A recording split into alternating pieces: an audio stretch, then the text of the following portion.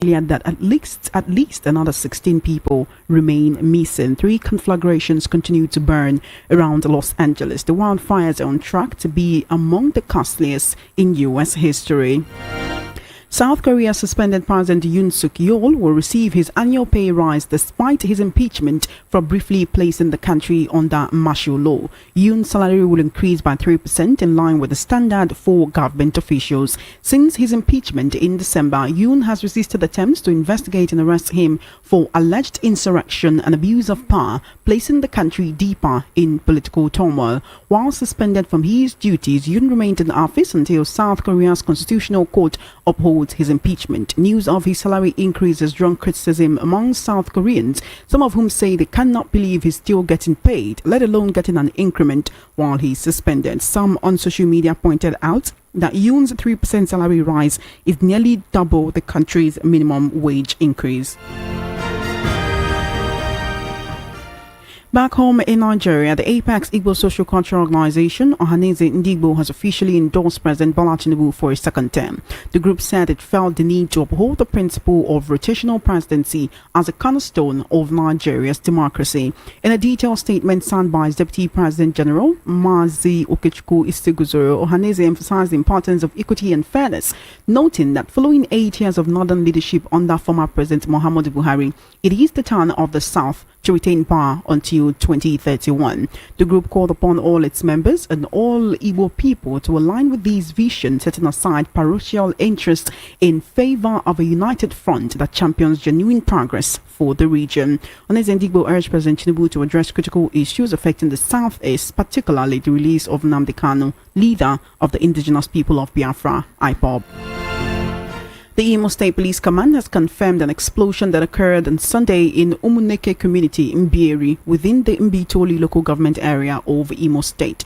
Speaking in a phone interview, the command spokesperson Henry Okoye stated that although there were no casualties, an investigation has been launched to determine the cause of the explosion. According to him, the blast affected a newly completed building that had not yet been occupied. Okoye further disclosed that the Deputy Commissioner of Police, along with the Command Anti-Bomb Squad, had visited the scene to ensure the area was cleared of any remaining explosives. He reassured the community that the command was committed to uncovering the root cause of the incident and bringing any responsible parties to justice. Residents were also urged to go about their lawful activities without fear, as the police are working diligently to maintain security. Meanwhile, local villagers reported that the affected building had recently been completed by a couple who planned to move in by February. They recounted hearing a loud explosion in the middle of the night and upon venturing out hours later discovered that the house had been reduced to rubble. The Nigerian Air Force has commenced an investigation into allegations of accidental civilian casualties during an airstrike in the Zurmi local government area of Zamfara State. The incident occurred on Friday during Operation Fansanyama, operation targeting bandits terrorizing the region. Reports emerged after the operation alleging that 16 residents, including members of the Zamfara Community Protection Guard and local vigilantes, were mistakenly killed in the air raid. The Air Force, in an earlier statement, highlighted the successes of the operation, which reportedly eliminated key allies of notorious terrorist kingpin Bello Turji and rescued kidnapped hostages. However, it was silent on claims of civilian casualties. Reacting to the incident, Zamfara State Governor Daud Lawal issued a statement on Sunday confirming that some members of the Civilian Joint Task Force and vigilantes lost their lives during the airstrike. The NAF spokesperson, Air Vice Marshal Olushola Akimboyewa, in a subsequent statement late on Sunday, reiterated the effectiveness of the operation in decimating bandits, but expressed concerns over the reports of civilian deaths. He further assured all that the military has initiated a comprehensive probe to ascertain the accuracy of these allegations. The Nigerian Air Force spokesperson reiterated the Air Force's commitment to protecting civilians, combating banditry, and restoring peace in the Northwest. Earlier today, the Chief of Army Staff, General Christopher Musa, was on television talking about these mistaken aircraft strike on civilians. Let's take a listen to him.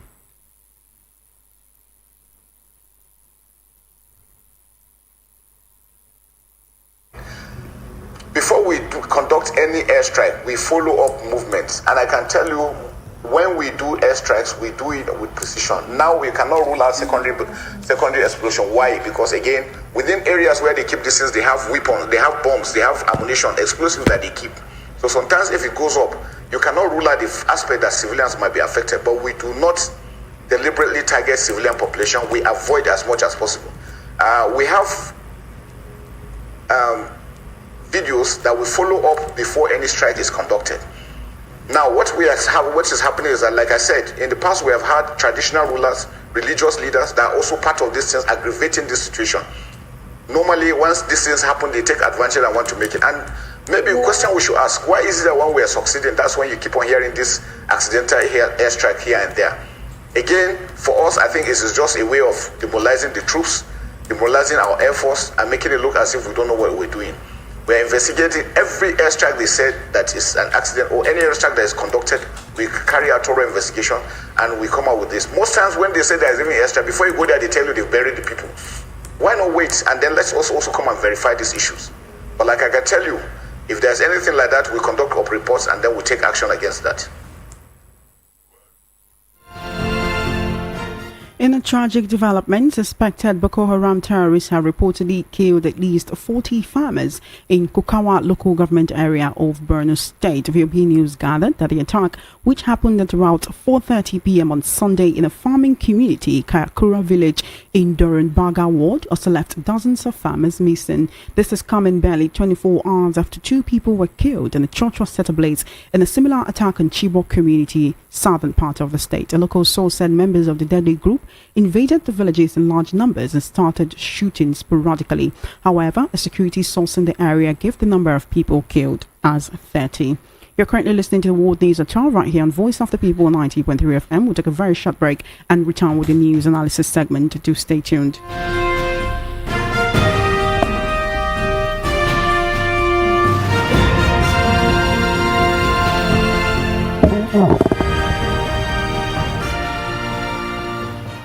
Welcome back. You're still listening to the World News at 12 right here on Voice of the People 90.3 FM. We're now going to the news analysis segment, and for that I have a revered journalist with many years of experience, as well as a political, social, national and international affairs analyst, Mr. Chukwuma Okoro. Always a pleasure to have you here. Good afternoon and thank you for coming. Good afternoon, Chairman. Thanks for having me. Thank you for coming. I would like to begin with an item that is not exactly in the news today, but we need to talk about it because it just came up. Aisha Yesufu, who belongs to who identifies with the opposition Labour Party, has come out to say that President Tinubu got a good bargain after it was revealed that he allegedly paid $2.7 million to US lobbyists to help clean up his image following certificate forgery and drug dealing scandals that marred his early days in office and that came up also before the 2023 elections. I would like us to take a listen to her before we proceed with the analysis on the news today. Coming from People's Gazette, and it says Bola Tinubu pays U.S. lobbyists $2.7 million to help burnish image destroyed by drug dealing, certificate forgery scandals, and all of that. The only thing I'm going to say is that these lobbyists, honestly, they're actually very cheap. For them to collect just $2.7 million, I would have expected them to be collecting nothing less than $5 million because really, the image is not imaging at all. The image is really down. And see, certificate forgery, drug dealing, only one person, only one human being, all of that and that fair. That's the illegitimate president that you people have, and you're calling that you have president. Oh my God, Nigeria. Nigeria is carried last. As Ed said, the Nigerian leader engaged PR firms after evaluating the impact widespread coverage of his narcotics and informalness had on his prestige before his foreign peers. And I'm sure you've seen several videos of Tinubu when he's amongst, world leaders, democratically elected world leaders, not the ones that reached their way into office, not the ones that did the civilian coup, those that are democratically elected. You always see him is at odds. He never feels at peace. They're either pushing him to one side or you see him in one corner. You literally can say the fact that he is lost. So that's why for me, I'm looking at this and I'm not sorry. It's not surprising. You're not expecting things like you see somebody say, that thing happened, it didn't happen. Now, this one gonna happen because you can see literally there's no legitimacy. Beyond the fact that Tinubu has issue of, narcotics, issue of certificate forgery. It's also the issue of legitimacy. Literally, people knew how that election went. Even if people are diplomatic and, wanting to be, how do they say that, diplomatically correct, wanting to say the right thing, not say the wrong thing. At the end of the day, everybody knows that this election you didn't win it. Guy, you rigged it.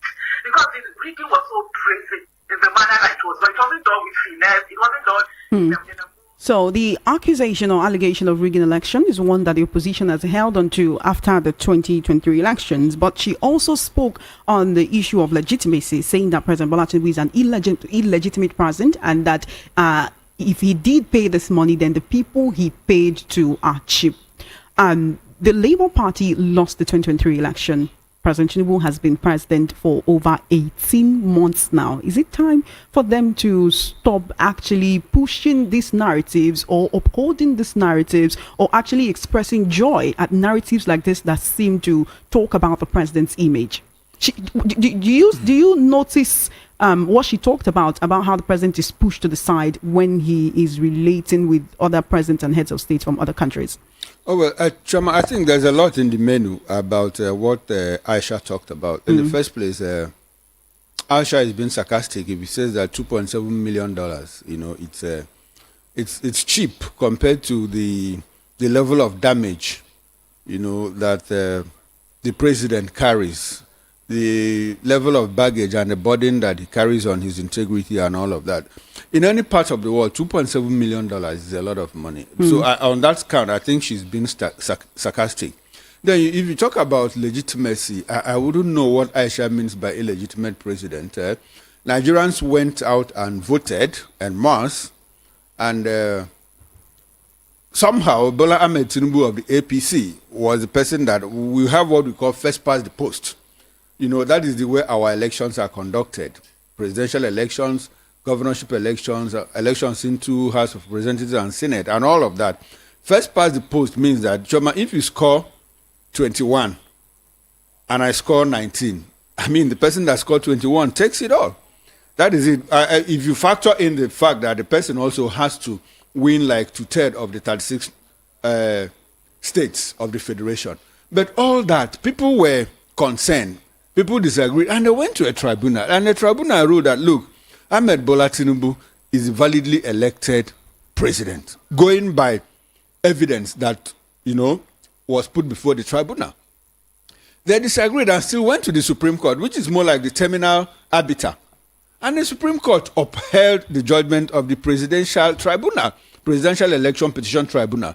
So the issue of legitimacy, I don't know what Aisha means by he's an illegitimate president. We have a Supreme Court, that no matter the level of impunity, they are known to have given out. But the fact remains that they said, look, this man won the elections. Now, moving away from that, if you talk about Labour Party, I think the whole issue of burnishing his image, the whole issue of trying to reconstruct his image, if you ask me, has a lot to do with 2027. Because elections will happen in 2027, and the president is very much interested in contesting the 2027 election. Mind you, he submitted documents that were in contention to INEC right from 1992, that he made the first shot at the senatorial seat, up until 1999, when he eventually became the governor of Lagos State. Some of these certificates have discrepancies. And at a point, Atiku, the presidential candidate of the PDP, went to United States and procured evidence that he felt would have helped him in the pursuit of his case. But the Supreme Court, in their own discretion, said, no, it is time barred, his status barred, we cannot accept it as evidence again. So I'm sure that the president and his handlers, the president and the APC, know very well that those issues will come up again in 2027. That is probably why they are trying to reconstruct his image ahead of that. And so you discover that is all in the play of 2027. And if you say that, look, he's been sidelined by world leaders when he attends summits, all of that, I'll talk about the issue of China. I'm not an APC spokesperson. I'm not the presidential aide, but I'm speaking based on what I know that is in public. He went to China, secured MOUs, 5 of them for Nigeria. He's been to France. He's been to Brazil. Narendra Modi came here. You know, so when they talk about sidelining him, he's also in the UAE now. So what Aisha Yesufu is doing, you're chalking it down to ramblings of the opposition. No, I wouldn't say it's ramblings. They have a point. They know what they are talking about. They are pursuing an end, which is to more like diminish the stature of this president and do what? Burnish their own, because they also have candidates for 2027. Like I said, everything revolves around 2027. This issue of reconstructing his image, this issue of he's been sidelined by world leaders and all of that. Everything is centered around 2027. But so I will not call it rambling. It's their take. That's what they are bringing to the table to convince Nigerians. Look, we are a better option than what you have now. But when you talk about it this way, there's been no point where the president or any of his aides or handlers has come out to actually agree to this, or even talk about the case of certificate forgery. Up to now, there are many Nigerians who believe that the opposition article just brought that up to try to derail the judiciary in his own interest, right? Well, up till now, would it really affect 2027 elections? I believe that's where I'm going. Will it really affect 2027 elections? Because if it could not affect the 2023 elections, would it affect in 2027? There are people who don't believe that at all. The people who support the president support him for various different reasons. Good. And they believe that Atiku just brought this up to tarnish the president's image. Choma, is their word against the words of Nigerians. It's as simple as that. But the fact remains that Atiku believes that he has credible evidence, which has not been submitted to court, which has not been admitted in court, because the Supreme Court at that point so he may still want to use it again. So he might still want to use it, even though its statute is bad. No, it was statute bad then. But it's going to be 4 more years after. No. It's if it is criminal, it cannot be accepted. It's admissible in evidence. When it says it's statute bad, what it means is that at that particular point in time, the Supreme Court had closed receiving evidence in favor of that particular case. Now, that evidence is going to open again, right from the time of nomination, right from the time of filing documents with INEC. At that point, if Bola Ahmed Tinubu gets the presidential ticket of the APC, Atiku and others who have evidence can now approach the court and say, look, this person is not qualified to run as Nigeria's president because of so and so evidence that we have. So when they say that it's statute bad, it doesn't mean that it's eternal. No, for a given period of time, which has elapsed. But this is information that is in the public domain. How exactly does he expect his image to be burnished or to be cleaned up? If it is in public domain and you don't submit it in court as evidence, it's as good as nothing. Now, I'm talking about actually cleaning up his image ahead of 2027, like you said. Yeah. If the information is already in the public domain, pictures of this certificate case have been out on social media. Yes. People have it. Nigerians have saved it on their phones ahead of 2027. So how exactly do you want to clean and clear his image? You don't underrate the power of media. And that's when you talk about propaganda, the issue of propaganda. What is propaganda? Propaganda is when you keep saying something repeatedly, even if it's a lie. Until it's in the people's consciousness. Until it becomes part of the people's perception, and not just perception, and in their subconscious that, look, this thing existed or never existed. So that is the idea of image laundering. Over time, you begin to bring up this thing. The president didn't need even to travel far, assuming it is right that he paid $2.7 million. Yes. He didn't need to travel far. He has aides who can do that. He has aides, but unfortunately his aides are not doing that. Instead, they are attacking opposition. Instead of spotlighting, highlighting the achievements of this. Choma, let me tell you one thing. If by 2027 you get into your room and you strike the wall, that is the switch, and there's light in your house uninterrupted, power supply for 24/7. Choma, you come out into the filling station, you buy fuel at between 250 and 300 naira. Choma, you go to a supermarket, you buy something, there is purchasing power in your hands. Choma, inflation drops to between 6 and 8%. Choma, there is schools are running, hospitals are moving well. And if you tell people that the president is an alleged drug peddler, that he stole billions of naira as governor of Lagos State, nobody will listen to you.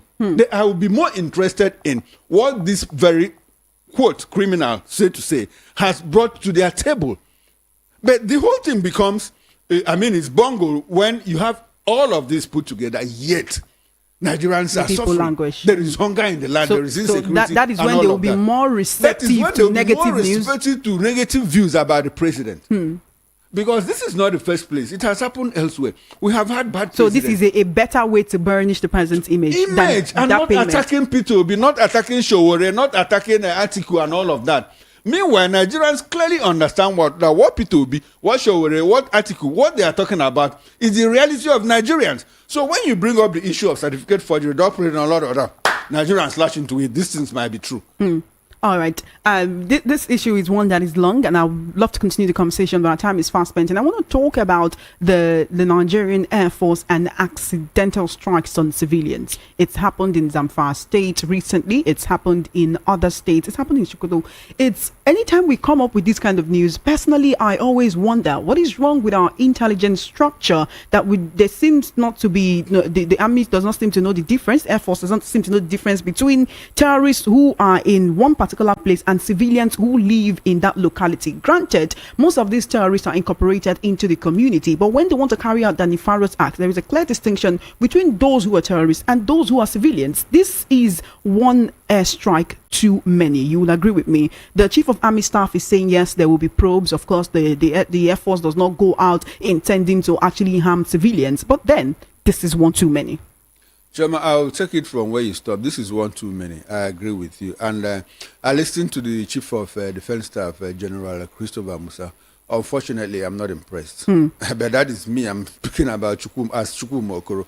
I'm not impressed because he was unable to spin the narrative in a way that it will, again, let's use the word, burnish the image of the military, because the Nigerian military also needs to reconstruct its image in terms of what has been happening in the recent past when we talk about insecurity. Like trying to tell us that, look, that they are going to conduct investigation. This is not the first time. The first time it happened, the second time it happened, the third time, the fourth time. What was the result of those investigations? It's almost like these people, they are collateral damage anytime that and I'm talking about collateral damage. Even you see, when I said that I wasn't impressed with his take, it's like in the Geneva Convention on the rules of engagement of warfare. You know, the collateral damage has to be the minimum, barest minimum, to the point that, look, it shouldn't be disproportional to the number of legitimate casualties. Now, Choma, if you have bandits that are running away, and in the pursuit of those bandits, you kill 36 of them, and you kill 29 innocent people, is that still collateral damage? It's no longer collateral damage. It's pure murder. It's pure killing. Because, like we on the morning show on VOP TV, the issue was that, isn't it better, like one of the analysts said, isn't it better that you let 99 criminals go than kill one criminal in the course of trying to kill 99 criminals? So what has happened? That is kill one innocent person. You better because that innocent person, I mean, is in harm's way. You have the responsibility to protect that person. So what I'm saying is, when the Air Force wants to conduct airstrikes and it realizes that there are more civilians than terrorists in that area, then they should move away. Now I bring in the issue of intelligence that you talked about. Meanwhile, the Air Force always tell you that, look, these people were embedded, or that they didn't. In fact, the last one that happened, they even found it difficult to admit that, look, these people were civilians. And the governor came out to say, no, these are vigilante people. So why couldn't they distinguish between the vigilantes and bandits? Look at this. The APC has come out to console, of course, the families of the loved ones that died in this strike, and they've also said that these people are martyrs. I believe that left to them, if you ask them if they wanted to be martyrs, they would say no. Why treat them as martyrs rather than people who were caught in a crossfire that they shouldn't have been caught in the first place? So it goes back to what the APC and the military have become. You know, instead of taking responsibilities, now they are scapegoating or they are shifting responsibilities. How can you say that an innocent person that died is a martyr?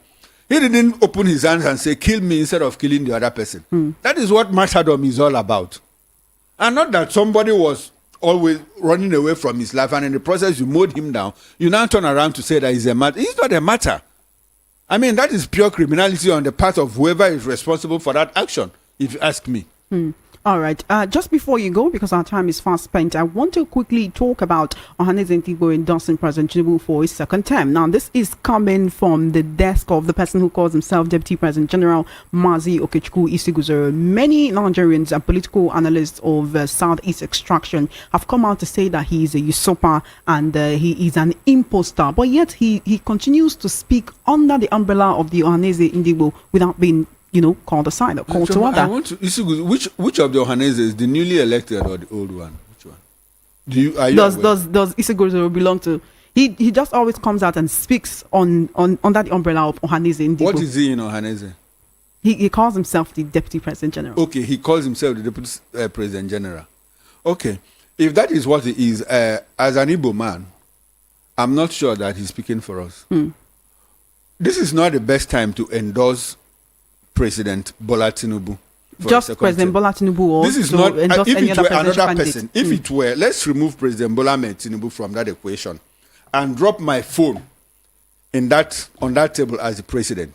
Choma, this is not the best time to endorse anybody for a second term. Not after 18 months that things have gone down. There is a nosedive. Inflation rose from 22 to 36%. Farmers cannot go to farm. The president himself admits that there is hunger in the land.